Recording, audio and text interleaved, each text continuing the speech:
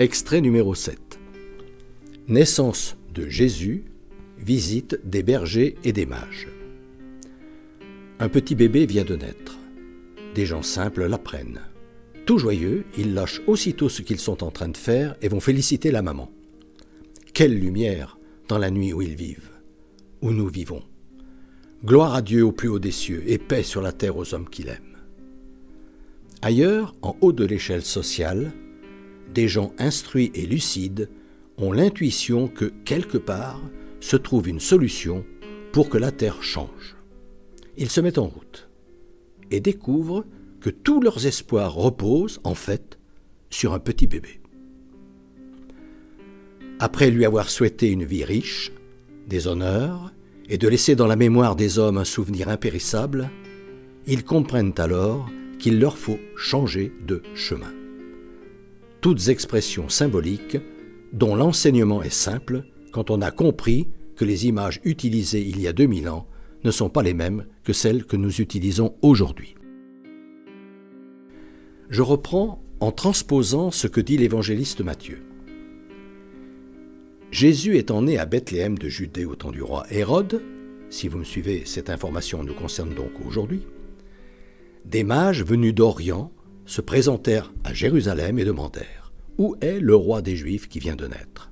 Nous avons vu son astre se lever et sommes venus lui rendre hommage. » Des gens intelligents et perspicaces constatent que le monde tourne de travers. Cherchant une solution, ils en entrevoient une, lumineuse, qui pourrait le faire changer. Ils entreprennent donc d'aller au bout de leur idée en suivant ce que leur dit leur conscience. Informé, le roi Hérode les dirigea sur Bethléem en leur demandant de revenir quand ils auraient trouvé l'enfant pour qu'à son tour, ils puissent lui rendre hommage.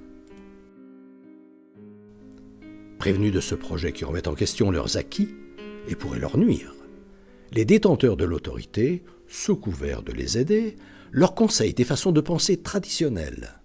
Mais, ne sachant trop qui sont ces chercheurs, ils prennent la précaution de rester informés des découvertes que ces derniers risquent de faire. L'astre que les mages avaient vu à son lever les devança jusqu'à ce qu'il vînt s'arrêter à l'endroit où était l'enfant. Remplis d'une très grande joie, ils tombèrent à genoux et se prosternèrent. La solution qu'ont entrevue les voyageurs est bien la bonne. Ils exultent de joie. Ouvrant leur cassette, ils offrirent à l'enfant leurs présents, de l'or, de l'encens et de la myrrhe.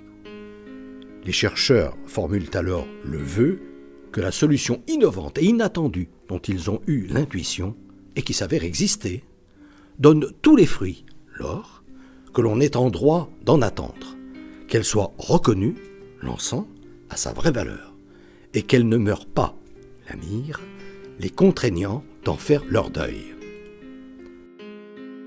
Puis, avertis en songe de ne point retourner chez Hérode, les mages prirent une autre route pour rentrer dans leur pays. Un éclair de lucidité leur suggère de ne pas se fier aux autorités qui se sont proposées de les aider, mais de poursuivre leur quête de vérité en les évitant. Leur intuition initiale les fait donc retourner dans ce pays lumineux de l'enfance, d'où jaillit la lumière, afin que ce qu'ils ont découvert reste en vie. Ce récit ne vous rappelle rien ?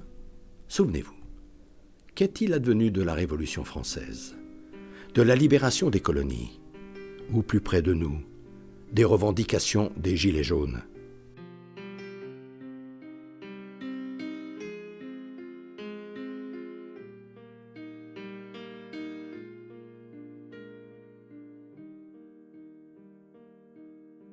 Depuis des années, environ une fois par mois, j'envoie une lettre d'information spirituelle à tout mon carnet d'adresses.